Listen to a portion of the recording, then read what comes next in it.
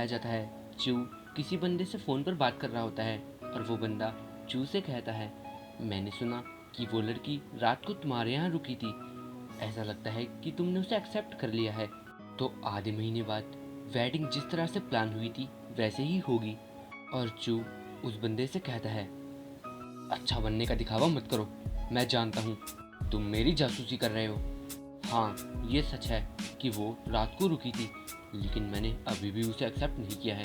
इसके बाद हमें वो दूसरा बंदा दिखाया जाता है जो चू से कहता है, आखिर उस लड़की में बुराई ही क्या है? तुम्हारा पिता होने के नाते मैं तुम्हारे लिए कुछ सही सोचूंगा। और तभी चू उस पर जोर से चिल्लाता हुआ कहता है, आखिर तुम मुझे उस लड़की से शादी करने के लिए इतना फोर्स क्यों कर रहे हो? और वो बंदा यानी उसके फादर उससे कहते हैं, इसका कोई रीज़न नहीं है। और चू कहता है, तो क्या हो अगर मैं एग्री ना करूं? और उसके फादर कहते हैं, अगर तुम एग्री नहीं करते तो तुम्हारा बेस्ट फ्रेंड क्वीन जोयान, जो कि क्वीन कॉर्पोरेशन का सीईओ है, उसे लगेगा कि तुमने उसे धोखा दिया। और ये सुनकर चू कहता है, तो आप मेरी फ्रेंडशिप को मुझे ब्लैकमेल करने के लिए यूज़ कर रहे हैं? आखिर आप उस लड़की से इतने ज़्यादा प्रभावित क्यों हैं? कहीं ऐसा तो नहीं कि वो आपके किसी एक्स लवर की बेटी हो? और अपने ही बेटे के मुंह से अपने लिए ऐसी बात सुनकर के फादर चिल्लाते हुए कहते हैं, चूफेयान, क्या तुम अपने से बड़ों से इसी तरह से बात करते हो? और चू भी वापसी में चिल्लाता हुआ कहता है, चू जैंगमिन, आखिर तुम्हारी तरह कौन ही अपने बेटे को फोर्स करेगा किसी से शादी करने के लिए?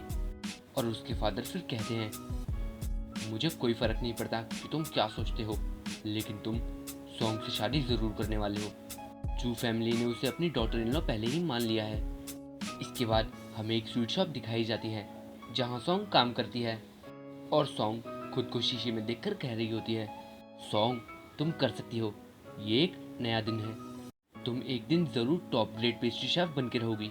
इसके बाद हमें वहाँ काम करने वाली बाकी लेडीज़ दिखाई जाती हैं जो कह रही होती हैं, ये लड़का तो काफ़ी ज़्यादा हैंडसम है, मुझे यकीन नहीं होता, ये तो चू कॉर्पोरेशन का सीईओ है, मैंने इसे टीवी में देखा है।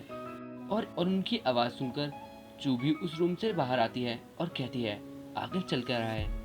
और वो लेडीज़ कह रही होती हैं, क्या ये सच में वही रिच और हैंडसम चू फेयान है? और चू का नाम सुनकर सॉन्ग काफ़ी ज़्यादा हैरान हो जाती है और कहने लगती है, नहीं नहीं, ऐसा नहीं हो सकता, ज़रूर मैं कुछ गलती सुन रही हूँ, ज़रूर मुझे थकान की वजह से भ्रम हुआ है। और जब वो ये कह ही रही होती है तभी चू उसके पास आ जाता है और उससे कहता है, तो सॉन्ग तुम यहाँ काम करती हो? और सॉन्ग चू को देखकर काफ़ी ज़्यादा हैरान होती है और चू सॉन्ग का हाथ पकड़कर उससे कहीं लेकर जाने लगता है। सॉन्ग चू से कह रही होती है, चू मुझे जाने दो, लेकिन चू उसका हाथ नहीं छोड़ता और कार का डोर खोलकर उसे उसमें बिठा देता है और खुद भी उसके साथ बैठ जाता है। सॉन्ग उससे कहती है, आखिर तुम कर क्या रहे हो? इसके बाद कार चलने लगती है और सॉन्ग जैसे तैसे उससे अपना हाथ छुड़ाती है और उसके गाल पर एक चांटा मारती है। इसके बाद चू सॉन्ग से कहता है, पागल औरत, तुम्हारी हिम्मत कैसे हुई मुझे चांटा मारने की?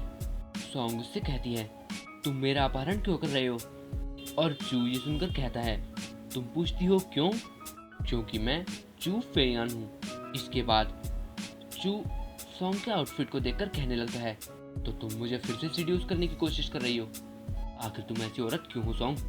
और ये सुनकर सॉन्ग कहती है, तुम उस तरह के आदमी हो, आखिर तुम्हारे उस गंदे दिमाग में मुझको लेकर क्या चल रहा है? इसके बाद चू कहता है, वो तुम हो जो मुझे सीड्यूस कर रही हो। और सॉन्ग कहती है, झूठ। और ये सुनकर चू कहता है, एक शार्प टंग वाली औरत प्यार के लायक नहीं होती। इसके बाद वो दोनों शांति से बैठ जाते हैं और हमें दिखाया जाता है कि चू सॉन्ग को लेकर एयरपोर्ट पर आया होता है और सॉन्ग भी चू से पूछती है, आखिर तुम मुझे यहाँ क्यों लाए हो?